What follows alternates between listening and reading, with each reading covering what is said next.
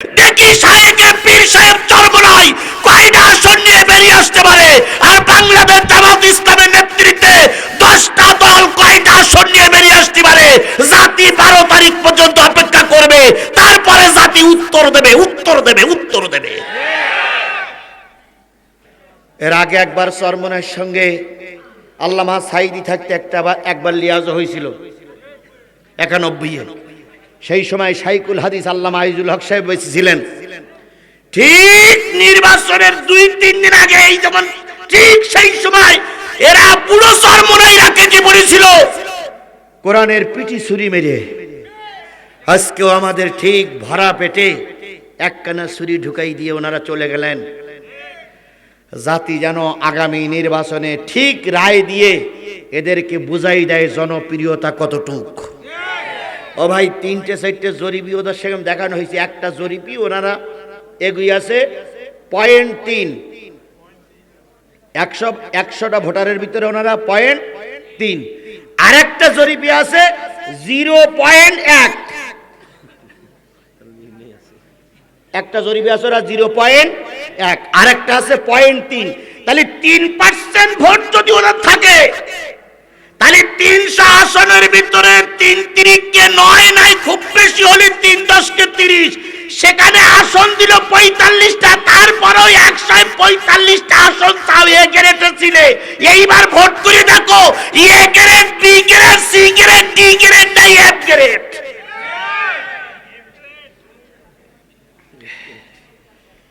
ভাইরে, একজন মৌলবীর অসম্মান হলে আমার অসম্মান হবে না? চরমোনাই হুজুরদের মাথায় টুপি আছে না নাই? ওদের মাথায় পাগড়ি আছে না নাই? ওদের গায়ে জুব্বা আছে না নাই? চেয়েছিলাম আমাদের ভাইদেরকে, যে এলাকায় আমাদের প্রার্থী নেই ওনাদের প্রার্থী আছে, আমরা ঘাড় বাঁধাই ওনাদের ইজ্জত দেব। কিন্তু আসলে মানি লোকের মান জুতুলু যায় না, ওনারা সেটা নিতে পারলেন না। বাপের 11টা ছেলে, সব যখন বাপের পাশে থাকে তখন বাপের মনটা কি হয়? খুশি হয়। একটা ছেলে যদি ঈদের সময় বাড়ি না আসে, বাপের মনটা খারাপ হয়ে যায় না ভাই? আমরা যখন 11 দলীয় জোট একসঙ্গে ছিলাম, মনটা অনেক বড় ছিল, অনেক আশা নিয়ে জোট বেঁধেছিলাম আমরা, যে এবার সব ভোটগুলো কোরআনের বাক্সে যাবে, কোরআনের পক্ষে আসবে। এখন ওনারা বলতেছে আমরা নাকি গাদ্দারি করেছি, জামাত ইসলাম নাকি গাদ্দারি করেছে। খোদার কসম, আমি যতটুক তাদের ভাষা, তাদের সভ্যতা, তাদের কৃষ্টি, তাদের কালচার, তাদের চরিত্র, তাদের মাধুর্য, তাদের কথাবার্তা শুনেছি, আমার 100% বিশ্বাস হয়েছে জামাত ইসলাম সহ 10 দল তাদের সঙ্গে গাদ্দারি করিনি, নিজেরাই গাদ্দারি করে বেরিয়ে গেছে। এটা পাগলে বোঝে, কিন্তু ওনারা বোঝে না। মুসা আলাইহিস সালামের যুগে একজন পীর সাহেব ছিল। মিলাবেন বলো, এইবার বলো মিলাবেন, মূল আলোচনায় যাচ্ছি। মুসা আলাইহিস সালামের সময় একজন পীর সাহেব ছিল, নাম তার বালাম ইবনে বাউর। এই বালাম ইবনে বাউর অনেক বড় মুরিদ তার ছিল, অনেক বড় নেতা কর্মী তার ছিল, কিন্তু মুসা আলাইহিস সালামের সঙ্গে মিলতাল হয়নি, তাই মুসার বিরোধিতা করেছিল। সেই সময় একজন পীর ছিল যে মুসার সঙ্গে মিলতে পারিনি বলে বিপক্ষে চলে গিয়েছিল। আজকেও আমার বাংলাদেশে এমন একজন পীর এতদিন একসঙ্গে ছিল, এখন তিনি মুসার উত্তরসূরিদের সঙ্গে মিলতাল হয়ে যেতে পারছেন না, তাই তিনি বেরিয়ে মুসার উত্তরসূরিদের বিরুদ্ধে, গোটা বাংলাদেশের আলেমদের বিরুদ্ধে বিষাদঘাত করতেছে। আজকে মিলাবো ওই বালাম ইবনে বাউর আর চরমোনাই পীরের সঙ্গে কতটুকু পার্থক্য।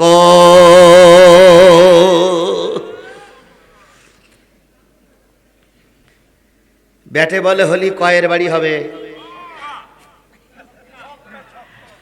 ব্যাটে বলে মিললেই ছয়, আর যদি না মেলে টুক টুক টুক, তাহলে আমরা 1-2 নেব না, আজকে 6-এর বাড়ি হবে ইনশাল্লাহ। দেখা যাক মেলে কিনা। তাহলে পাশে কিন্তু হুজুর আছে, হুজুরের কাছে আমার সবিনয় নিবেদন, তিনি ডবল টাইটেল মাওলানা। আমার আলোচনার ভিতরে যদি কোনো রকম ভুল তথ্য জাতির কাছে আমি উত্থাপন করি, আপনি যদি সেইটা লোকমা না দেন, কিয়ামতের দিন এই লোকগুলো আপনার বিরুদ্ধে বক্তৃতা করবে।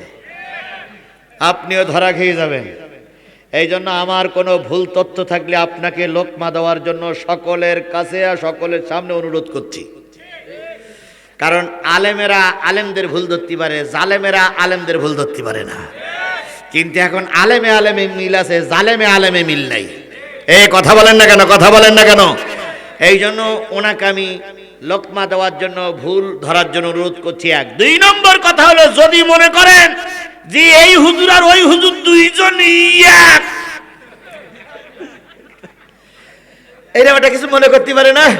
এই জন্য লোকমা দিচ্ছে না, তালি দয়া করে এই আপনার বাড়ি কোরআন শরীফ আছে, যদি কোরআন শরীফ মোটে না পান তাহলে এর ভিতরে কোরআন শরীফ আছে না নাই? এই কোরআন শরীফে সূরা আরাফে চলে যান, এর প্রেক্ষাপট শানে নজুল আর আমার এই সূরা আরাফের 175, 76, 77, 78 4টি আয়াতের শানে নজুল পড়েন, প্রেক্ষাপট পড়েন, অর্থ পড়েন, অর্থ পড়ে আপনি বসে বসে ভুল ধরেন।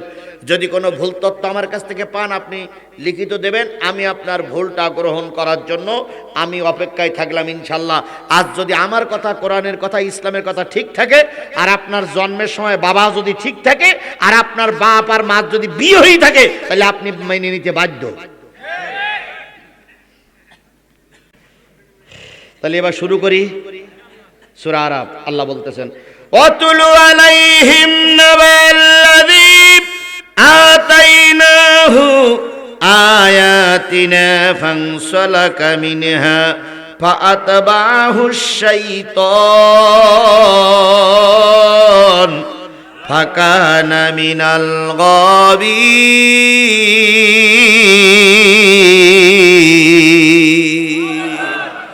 আল্লাহ বললেন, ওগো নবী, আপনি তো লিখতেও পারেন না, পড়তেও পারেন না, তাই আপনাকে বলতেছি আপনি তেলাওয়াত করে শোনায়েন না, আপনি পাঠ করে শোনান।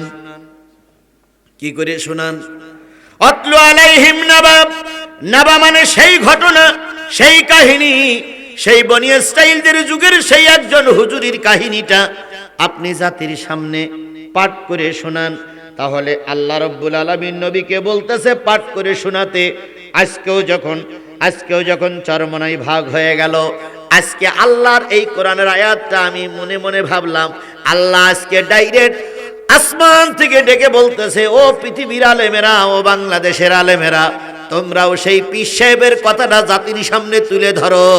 দেখো তো ওই যুগের পীর আর এই যুগের পীরের ভিতরে কত মিল।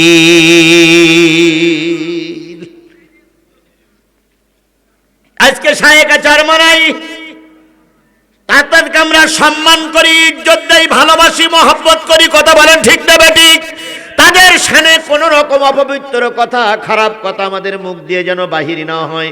শুধু এতটুকু বলি, ওই সময় একজন পীর সাহেব ছিল, কোরআনে তার নাম পাওয়া যায় না, তবে হাদিসে নাম পাওয়া যায়। তার নাম হলো বালাম ইবনে বাউর।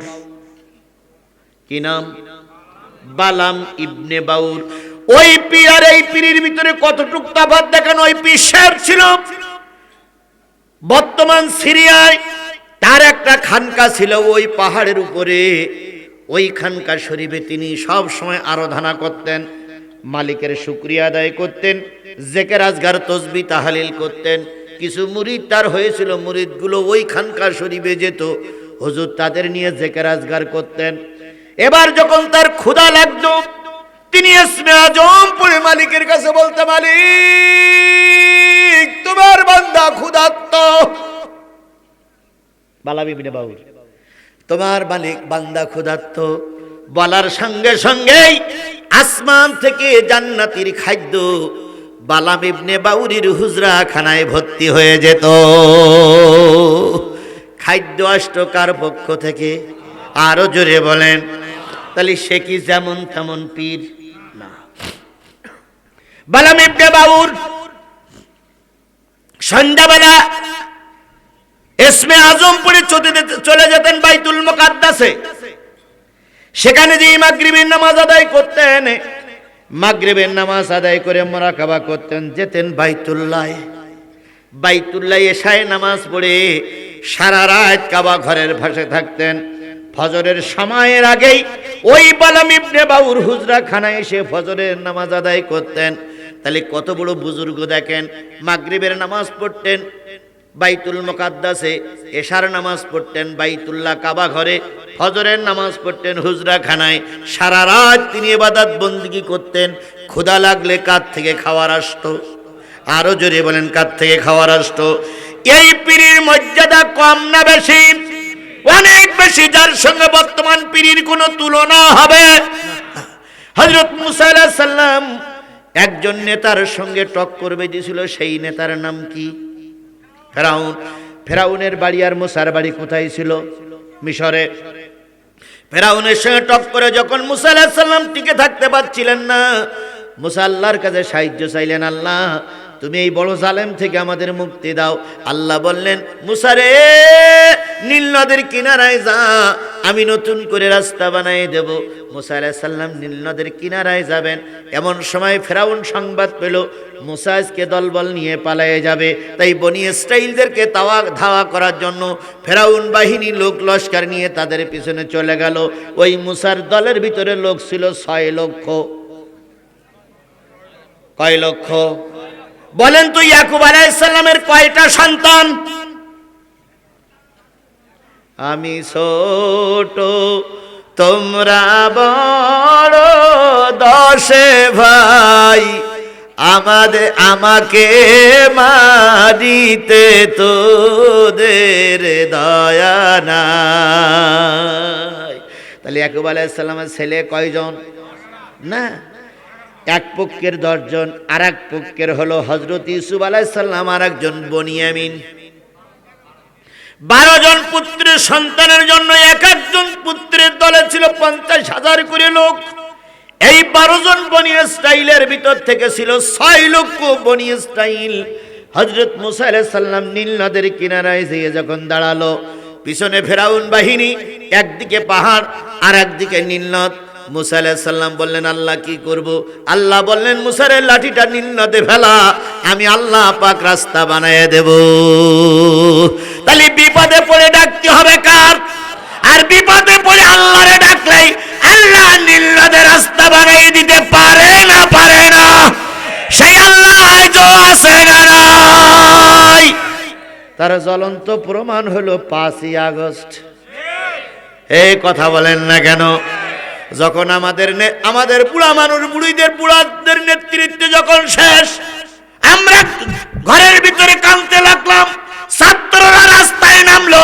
কখনো কেউ কল্পনা করেনি ফেরাউনের বাচ্চা শেখ হাসিনা টপলা টপলি বেঁধে নিয়ে পালিয়ে যাবে। ছাত্রদের আন্দোলনের মুখে কুকুরের মতো লেজ গোটাই নিয়ে পালিয়ে গেল। একবারও চিন্তা করলো না তার সন্তানরা বাংলাদেশের নদী গ্রামে কি করবে।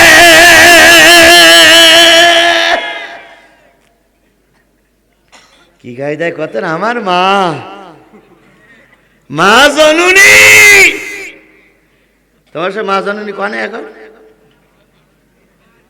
এ হইল রাক্ষসী মা, এ হইল ডাইনি মা। কথা বলেন ঠিক না বে ঠিক? পৃথিবীতে কোনো মা তার সন্তানকে ফেলাই রেখে চলে যেতে পারে না। 2 মা, এক মা পালাই আছে আর এক মা বিদায় এনেছে। ম্যাডাম খালেদা জিয়া উনিও মা না? আর শেখ হাসিনাও কি মা? ম্যাডাম খালেদা জিয়ার অনেক অত্যাচার জুলুম হয়েছে, ময়দান ছেড়ে পালাইনি। আর এনারা কি বলতেন? আমরা পালাই না, পালাবো না। এক ধাক্কায় কলকাতায় যাই পড়েছি। আসেন ম্যাডাম, আপনার জন্য আমরা 18 কোটি মানুষ অপেক্ষা করতেছি। আসেন, আপনার সঙ্গে আমাদের দেখা হবে। তবে সেটা কোন জায়গায়? ফাঁসির মঞ্চে। কোন জায়গায় দেখা হবে? ফাঁসির রায় হয়ে গেছে। ফাঁসির রায় আজ হোক আমরা আদায় করবই। ভারত যতই চেষ্টা করুক শেখ হাসিনারে রাখতে পারবে না। আপনারা সাদা কাগজে লিখে নেন, শেখ হাসিনা যদি বেঁধে থাকে 1-2 বছরের ভিতরে শেখ হাসিনা হয়ে ওখান থেকে আমেরিকায় যাবে, না আমাদের দেশে ফেরত পাঠাতে হবে। ভারতওয়ালারা রাখতে পারবে না। কারণ আমরা নতুন সরকার আসলে জাতিসংঘে মামলা দায়ের করব। আমাদের চোর, আমাদের খুনি, আমাদের সন্ত্রাসী, আমাদের হত্যাকারী, আমাদের মা বোনদের ইজ্জত লুণ্ঠনকারী, আমাদের পয়সা আত্মসাৎকারী, আমাদের ভোট চোর ভারতে। আমরা ফেরত চাবো না? এখন নির্বাচিত সরকার নেই বলে বাকবাকুম করতে চাও, একটু ধরো, একটু দেরি করো। দুটো ভোটে যদি আমরা পাশ করতে পারি, শেখ হাসিনারে আমরা বাংলাদেশে এনে ফাঁসি দিতে পারবো। একটা যদি কোরআনপন্থীদের বিজয় দিতে পারি, আর একটা যদি হ্যাঁ ভোট জয়যুক্ত করতে পারি। হ্যাঁ ভোট কিন্তু জয়যুক্ত করা খুবই দরকার। এই জন্য আগামীতে কয়টা ভোট দিতে হবে? একটা হচ্ছে নেতা নির্বাচন করা, আর একটা কি ভোট? হ্যাঁ না ভোট। আপনারা নেতা কারে বানাবেন ওটা আমি বলে দেব না, তাহলে আমার মোশাররফ ভাই রাগ করতে পারে, ডাক্তার পারভেজ ভাই রাগ করতে পারে। নেতা নির্বাচন করবেন আপনারা, কিন্তু সবাইকে, ছোট বড় সবাইকে হ্যাঁ ভোটের পক্ষে থাকতে হবে। যদি হ্যাঁ ভোট পাশ করে আর যদি বিএনপি ক্ষমতায় যায়, দেশের ক্ষতি করতে পারবে না। যদি হ্যাঁ ভোট পাশ করে আর যদি জামাত ক্ষমতায় যায়, দেশের কোনো ক্ষতি করতে পারবে না। এই জন্য যে দল ক্ষমতায় যাক ওতে আমার দুঃখ নেই, কিন্তু হ্যাঁ ভোট জয়যুক্ত করতে হবে। এটা ফরজ, এটা ফরজ, এটা ফরজ। মনে থাকবে তো? আগে হ্যাঁ মেরে নেবেন, তারপর অন্য জায়গায় ইনশাল্লাহ। এখন ফেরাউন দাওয়া করেছে মুসা কোন নদীর পাড়ে। এবার মুসা আলাইহিস সালাম বলেন আল্লাহ মহাবিপদ। আল্লাহ বললেন লাঠি দিয়ে আঘাত কর। লাঠি দিয়ে আঘাত করলো। মুসা আলাইহিস সালামের লোকজন চলে গেল। ফেরাউন 10 লক্ষ 12 লক্ষ বনি ইসরাইল ফেরাউনের কীর্তির বংশ নিয়ে এসে দেখে মুসাও নেই, হুজুররা নেই, হুজুরদের দলও নেই। নেতারা জিজ্ঞেস করছে ও আমাদের খোদা, সে হুজুর গেল কই? তো বলছে হুজুর পালাইছে। একজন বলছে ওই যে হুজুর নিচে রাস্তা দিয়ে যাচ্ছে, ওই দেখেন কি সুন্দর দল। ফেরাউন তখন পাহাড়ের পরে চড়িয়ে বলতেছে এ রাস্তা আমি বানাইছি।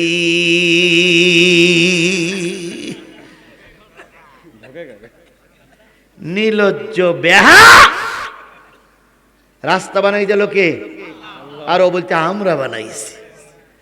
এরকম নির্লজ্জ বেহা সরকার আমার দেশে আগেও ছিল, আগামীতেও হতে পারে। কথা বলেন ঠিক না বেঠিক? কি কায়দায় বলতো ঢাকা স্টেডিয়াম আমার আব্বার স্বপ্ন ছিল। তারপরে কি যমুনা সেতু, পদ্মা সেতু, এটা আমার আব্বার স্বপ্ন ছিল। তাহলে তুমি পালিয়ে যাওয়া ওটাও তোমার আব্বার স্বপ্ন ছিল।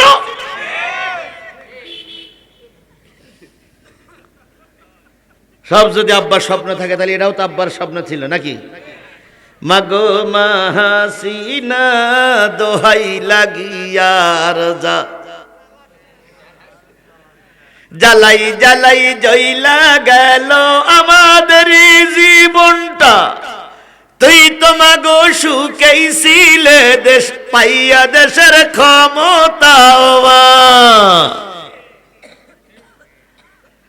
অধিকার না যাই, যেহেতু পালাই গেছে। অধিকার যাওয়ার দরকার, আমি মূল জায়গায় যাই। তাহলে 12টা রাস্তা হলো, বনি ইসরাইল পালাই চলে গেল। জনগণ বলল রাস্তা যদি তুমি বানাই থাকো তাহলে একটু নামো। ফেরাউন চিন্তা করলে বইলেও তো মরিছি, এখন যদি না বলি তাহলে জনগণ তো উল্টো জুতো আমারে মারবে। এবারে ফেরাউন নেমে গেল তার দলবল নিয়ে। মুসা ওই পারে চলে গেল, ফেরাউনের দলবল নীল নদের মাঝখানে যখন চলে গেল, আল্লাহ বলল নদী যেমন ছিল তেমন হয়ে যা। নদী যেমন ছিল তেমন হয়ে গেল। ফেরাউনের লোকজন পানি খাইতে শুরু করে। এবার ফেরাউনও পানি খায়, নেতারাও পানি খায়। নেতা কয় ফেরাউন আমিও খাই তুমিও খাও। ঘটনাটা কি? তুমি যদি রাস্তা বানাও তাহলে তুমি খাও কেন, আমি খাও কেন? তাই এখন প্রশ্ন করার দরকার না, গো উপরে ওঠ। শেষ পর্যন্ত দেখা গেল ফেরাউনের দলবল নিয়ে শেষ। মুসার দলবল ওই পরে উঠে গেল। সেই দেশটা ছিল বর্তমান সিরিয়া। ওই সিরিয়ায় যখন চলে গেল, সিরিয়ার সরকার এবার ভয় পেয়ে গেল। হুজুররা ফেরাউনকে কুপকাজ করে আসছে, আমার দেশ দখল করবে।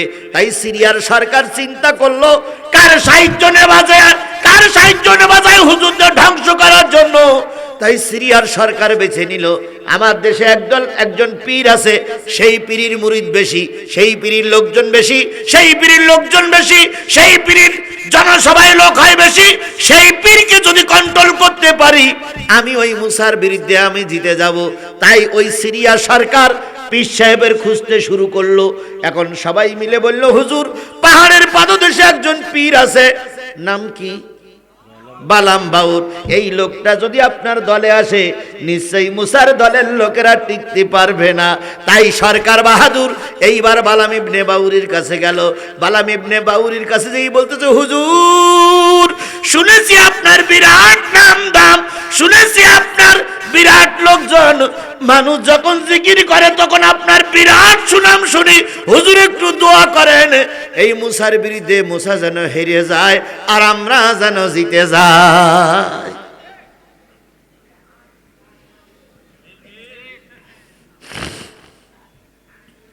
ভাই দুজন উঠলেন যে, ঘটনাটা কি? আমি টাইম বেঁধে দেয়নি, আরো 40 মিনিট না ভাই বলতে আমি আসতেছি। যাক লাইন ভালো। ও ভাই এতগুলো লোকের ভিতরে 2 জন লোক উঠে গেছে, মাহফিলের কোনো ক্ষতি হবে? কিন্তু যাবে কেন? যাবে কেন? আমি তো একবারও আপনার বিরুদ্ধে কিছু বলছি না। আমার টার্গেট হলো কোরআন প্রতিষ্ঠা করার। আপনিও তো মুসলমান, আপনারও টার্গেট হবে কোরআন প্রতিষ্ঠা করার। কথা বলেন ঠিক না বেঠিক?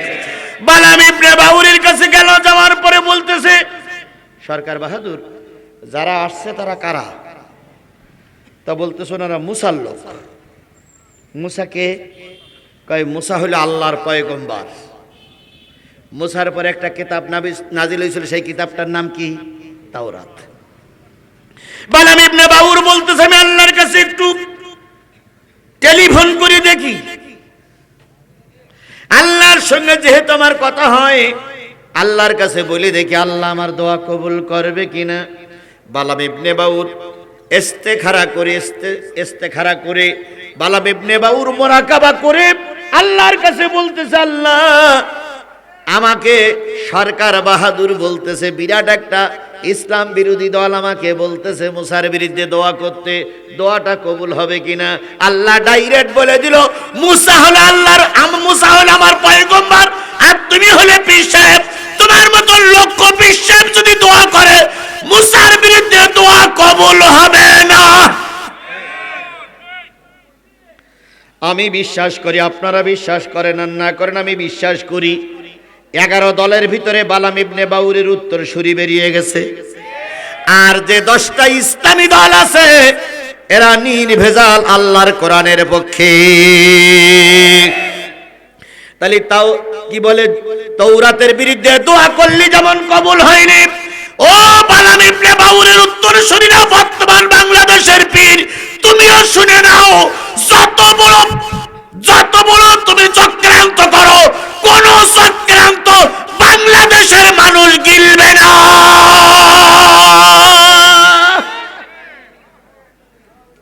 কি কায়দায় কয় আমাদের ক্ষমতার লোভ নেই, আমরা ক্ষমতার জন্য রাজনীতি করি না। তাহলে 100 সিট চাইলে কেন? ক্ষমতার লোভ নেই তাহলে প্রধানমন্ত্রী হতে চাইলে কেন?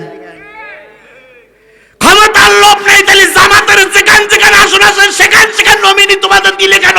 ক্ষমতার যদি লোভ না থাকে তাহলে ঠিক সময় মতো এসে পায়ে কুরুল মেরে কেটে বললে কেন? এর আগে একবার চরমনের সঙ্গে আল্লামা সাইদি থাকতে একবার লিয়াজ হয়েছিল 91-এ। সেই সময় শাইখুল হাদিস আল্লামা আইজুল হক সাহেব বেঁচে ছিলেন। ঠিক নির্বাচনের 2-3 দিন আগে, এই যেমন ঠিক সেই সময় এরা পুরো চরমনাইরা কেটে পড়েছিল কোরআনের পিঠি ছুরি মেরে। আজকেও আমাদের ঠিক ভরা পেটে একখানা ছুরি ঢুকাই দিয়ে ওনারা চলে গেলেন। জাতি যেন আগামী নির্বাচনে ঠিক রায় দিয়ে এদেরকে বুঝাই দেয় জনপ্রিয়তা কতটুক। ও ভাই 3-4টে জরিপি ওদের সেখানে দেখানো হয়েছে। একটা জরিপি ওনারা এগিয়ে আছে 0.3, 100টা ভোটারের ভিতরে ওনারা 0.3।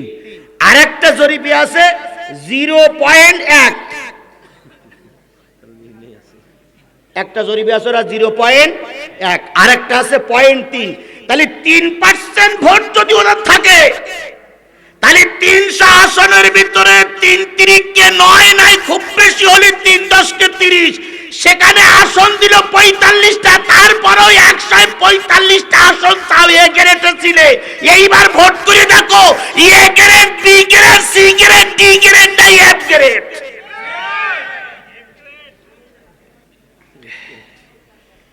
ভাইরে, একজন মৌলবীর অসম্মান হলে আমার অসম্মান হবে না? চরমনাই হুজুরদের মাথায় টুপি আছে না নাই? ওদের মাথায় পাগড়ি আছে না নাই? ওদের গায়ে জুব্বা আছে না নাই? চেয়েছিলাম আমাদের ভাইদেরকে, যে এলাকায় আমাদের প্রার্থী নেই ওনাদের প্রার্থী আছে, আমরা ঘাড় বাঁধাই ওনাদের ইজ্জত দেব। কিন্তু আসলে মানি লোকের মান জুতুলু যায় না, ওনারা সেটা নিতে পারলেন না। ওনারা বলতেছেন খ্রিস্টানদের সঙ্গে সাক্ষাৎ করার কারণে ভুল হয়েছে। 8-10টা দল আছে, তারা ভুল বুঝতে পারলেন। যত ভুল আপনি বুঝলেন, আপনি বুঝলেন, আপনি বুঝলেন। বুঝলেন কখন? যখন গতকালকে 100 কয়টা আসনের ঘোষণা দিল? 10 দল না, 200 কতটা আসনের ঘোষণা দিয়েছে? 45, হ্যাঁ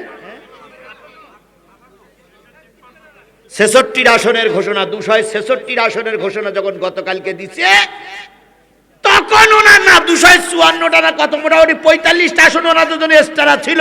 তখনই ওনারা বুঝতেছে যে আমরা এখন ওই খ্রিস্টানদের সঙ্গে মেলামেশা করব না। এতদিন বোঝেন নাই, এখন বুঝলেন। তার মানে বোঝা গেল আপনারা যারা চাইছিলেন সেটা হয়নি, তাই এখন হুজুর না খারাপ। এই কথা বলেন না কেন? বালাম ইবনে বাউর, মনে আছে তো? বালাম ইবনে বাউরের কাছে সরকার বাহাদুর যেয়ে বলল, হুজুর দোয়া করেন। হুজুর বলল, আমি আল্লাহর কাছে মুরাকাবা করে দেখেছি, মুসা হলো আল্লাহর কি। এই কথা বলেন, মুসা হলো আল্লাহর কি? ওনারা তাওরাতের পক্ষে আছে, যতই বদদোয়া করি না কেন কাজে লাগবে না। আল্লাহ রাব্বুল আলামিন তাই বলতেছেন, ওয়াতলু আলাইহিম নাবা আল্লাযী আতাইনাহু আয়াতিনা ফানসালাকা মিনহা ফাআতবাআহু শাইতান ফাকানা মিনাল গাবিন। এবার মুসা আলাইহিস সালাম কি বলে? সিরিয়ার সরকার যখন বালাম ইবনে বাউরের কাছে পারল না, তখন গেল হুজুরের স্ত্রীর কাছে। কার কাছে? হুজুরের স্ত্রীরা আমাদের কি আম্মা, কি মা? পীর মা। তাই বলি না আমরা? যখন হুজুরের কাছে গেল না, তখন কার কাছে গেছে? পীর মার কাছে গেছে। এই যে পীর ইসলাম থেকে বেরিয়ে গেল, এই পীরের আয়ের উৎস কি জানেন? এই পীরের আয়ের উৎস ছিল হাদিয়া, আর এই পীরের উৎস ছিল মাহফিল করে উপার্জন। ওনার বোধহয় কয়েক লক্ষ টাকা ব্যাংকে ছিল, আর ওনার স্ত্রীর ছিল 187 ভরি সোনা। কত?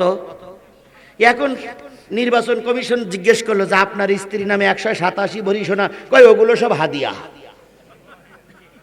তাহলে পীর মার যদি 187 ভরি সোনা থাকে, তাহলে পীরির কয় ভরি সোনা থাকা দরকার? আমি ওদিকেও যাচ্ছি না।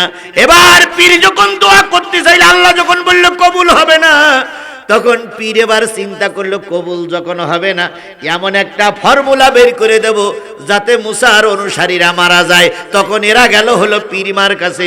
এবার পীরমার কাছে গিয়ে খাসি, ছাগল, মুরগি, টাকা, ডিম এই তো দিয়ে বলতেছে, হুজুর আসলে ভালো করে বুঝাই দিয়েন, খাসি ছাগলের গোশত রান্না করে, বড় মাছের মাথা রান্না করে, রকমারি খাদ্য রান্না করে যখন সামনে দেওয়া হলো, হুজুর অনেক দিন পরে রকমারি খাদ্য খাইছে। খাওয়া শেষের পরে হুজুর আম্মা বলতেছে, সরকার বাহাদুরির লোকজন আসছিল, সরকারও আসছিল, ওই মুসার বিরুদ্ধে তোমার দোয়া করার জন্য সবাই তোমাকে লোভ দিচ্ছে, তুমি গ্রহণ করতেছো না। আজকে যে গোশত খাইলে সরকারের দেওয়া গোশত, আজকে যে বড় মাছের মাথা খাইছে সরকারের দেওয়া মাথা, আজকে যে টাকা তোমার পকেটে সরকারের দেওয়া টাকা, আজকে যে বিছানায় শুয়ে আছো এই বিছানাটাও সরকারের দেওয়া। তাই সরকারের বিরুদ্ধে, সরকারের পক্ষ নিয়ে মুসার বিরুদ্ধে দোয়া করা লাগবে। হুজুর যখন পারল না, তখন হুজুরের বউ, আমি যতটুকু শুনেছি চরমনার পীর সাহেবরা 2 গ্রুপ, এখনো 2 ভাইয়ের ভিতরে মারামারি হচ্ছে। এক গ্রুপ চাইছিল এই লিয়াজের ভিতরে থাকতে, আর এক গ্রুপ চাইনি লিয়াজের ভিতরে থাকবে না। তাই তো 2 গ্রুপ, স্বামী স্ত্রী বালাম বিহুরের ভিতরে 2 গ্রুপ হয়ে গেল। স্বামী বলল দোয়া করলে কবুল হবে না, স্ত্রী বলল দোয়া করাই লাগবে না, তোমার ঘর সংসার করবই না। আল্লাহ বলে দিল, শোনো, আল্লাহ যারে হেদায়েত দেয় সেই হেদায়েত পায়। কথা বলেন না কেন? হেদায়েতের চাবিকাঠি কার হাতে? সুতরাং আল্লাহ সবাইকে হেদায়েত দেয় না, যেই হেদায়েত পায় সেই কোরআনের দিকে ফিরে আসে। আমরা কি হেদায়েত প্রাপ্ত হতে চাই না গোমরাহি হতে চাই? তাহলে হেদায়েত প্রাপ্ত জাতিরা সব সময় থাকবে কিসের পক্ষে? যারা বলেন কিসের পক্ষে? কোরআনের পক্ষে থাকতে গেলে পরীক্ষা দেওয়া লাগবে না? লাগবে না। যত পরীক্ষা আসুক, আগামী দিনে কোরআনের পক্ষ থেকে দূরে সরে যাব না।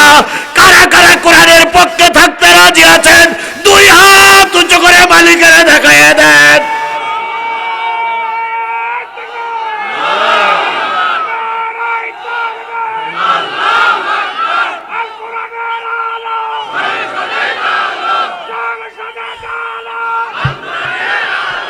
ওমাইদুলিল ফাউলাইকা হুমুল খাসিরুন, যারা গোমরাহির পথে চলে যায় তারাই কি হয়? ক্ষতিগ্রস্ত হয়ে যায়। বালাম ইবনে বাউর বুদ্ধি শিখাই দিল, বুদ্ধি কি কাজে লাগলো? রহমত করলেন কে? বুদ্ধি দিয়ে কাজ করতে পারলো না, এবার আল্লাহ পাক জিহ্বাটা কুকুরের মতন নামাইয়ে দিলেন। হুজুর বুঝতে পারতেছে জিহ্বাটা কোন পর্যন্ত নেমে গেল? শুধু গাদ্দারি করার কারণে, ইসলাম প্রতিষ্ঠার কাছে বাধা হওয়ার কারণে, মুসার বিরুদ্ধে মেয়ে লোক লড়াই দেওয়ার কারণে, বুদ্ধি দেওয়ার কারণে জিহ্বাটা কোন পর্যন্ত নেমে গেল? ভিতরে আর ঢোকে না, জিহ্বা বাইরেই চলে আসে। লোভ কত বড় জিনিস, লোভ কত বড় বিপদ। এই লোভী ব্যক্তির থেকে জাতি যেন সাবধান হয়ে যায়। জিহ্বা নেমে গেল, জিহ্বার ভিতরে ঢোকে না। এবার ওই অবস্থায় গোটা দেশ ঘুরে বেড়ালো লোক, কেউ জুতো মারে, কিল মারে, থু মারে। শেষ পর্যন্ত জাতির সামনে বলল, আমি হুজুরদের বিরোধিতা করার কারণে আমার আজকে এই পরিণতি হয়েছে। আমরা কারোর জন্য বদদোয়া করব না। আমাদের জামাতের আমির সাহেব বলেছে, জুলুমের প্রতিশোধ জুলুম দিয়ে হয় না, অন্যায়ের প্রতিশোধ অন্যায় দিয়ে। তারা আমাদের কষ্ট দিয়েছে বলে আমি কষ্ট দেবো, এটা হতে পারে না। সবাইকে ধৈর্যের সঙ্গে মোকাবেলা করতে হবে। আশা করি এই কাজটা হয়ে জাতির সামনে একটা ভালো মন্দ প্রকাশ পেয়ে গেছে। তাহলে এবার আমাদের কাজ বেশি না কম? কথা বলেন, বেশি না কম? যদি আমরা হেরে যাই, ওরা বলবে আমরা নেই তাই তোমরা, তাই বলবে না? তাহলে আজকের থেকে টার্গেট নেবো, ইনশাল্লাহ কাজ আগের চেয়ে আরো বেশি করব।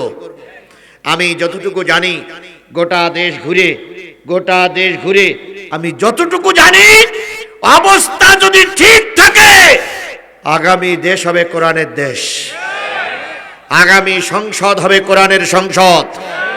এটা কেমএসকে নতুন বলতেছি না, এর আগেও বলছি। সেই কাজটা করার জন্য আমি আপনাদের কাছে একটা আসন দাবি করেছি। একটা, 14টা না। কয়টা? আমার সাতক্ষীরায় আছে 4টা। গোটা বাংলাদেশের নেতাদের সঙ্গে বলিয়ে কইয়ে, হাত ধরিয়ে, পায়ে ধরিয়ে, গোটা দেশে আমি ওয়াজ করতে যেয়ে পায়ে ধরিয়ে, বলিয়ে, বুঝাইয়ে, হাত ধরিয়ে, নিজের টাকা দিয়ে আরো নিয়ে আসবো 146টা ইনশাল্লাহ। তাহলে 146টা গোটা দেশ কুড়িয়ে, আর আমার সাতক্ষীরায় কয়টা? তাহলে কয়টা হলো? জাতীয় সংসদে কি আমাদের সরকার গঠন করার সুযোগ হয়েছে? না। কয়টা লাগবে? সেই আসনটা কোন জায়গায়? এই নন্দীগ্রাম কাহালুর সেই আসনটা আমাদের খুবই দরকার। এই একটা আসনের কারণে কোরআন হেরে যাবে, কোরআন জিতে যাবে।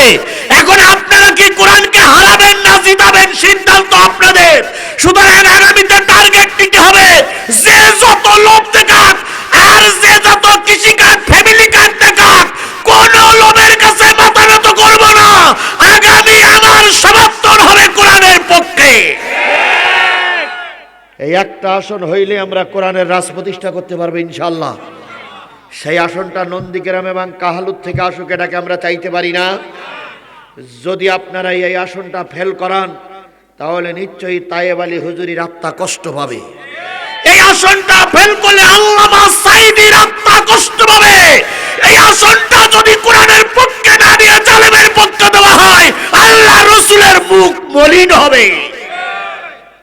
আমরা কি আল্লাহ রসুলের মুখ মলিন দেখতে চাই? আমরা কি কোরআনের মুখ মলিন দেখতে চাই? তাহলে অন্য আসন পাশ করুক আর না করুক, একই বাত আপনাদের আল্লাহর কাছে দেওয়া লাগবে না। বগুড়া 1-2 আসন, এটা কয় আসন? বগুড়া 4 না? 1-2-3 যদি পাস না করে আপনাদের কৈফাত দেওয়া লাগবে না, কিন্তু 4 নম্বর আসন যদি আপনারা ফেল করান, প্রত্যেকটা মানুষকে আল্লাহর দরবারে দাঁড়িয়ে দাঁড়িয়ে কৈফাত দেওয়া লাগবে। সুতরাং আমরা আজকে সবাই মিলে কোরআনের পক্ষে শপথ নেব যে ইনশাল্লাহ যত কষ্ট হোক এই আসনটা আমরা কোরআনকে উপহার দেব। পারবেন না শপথ নিতে?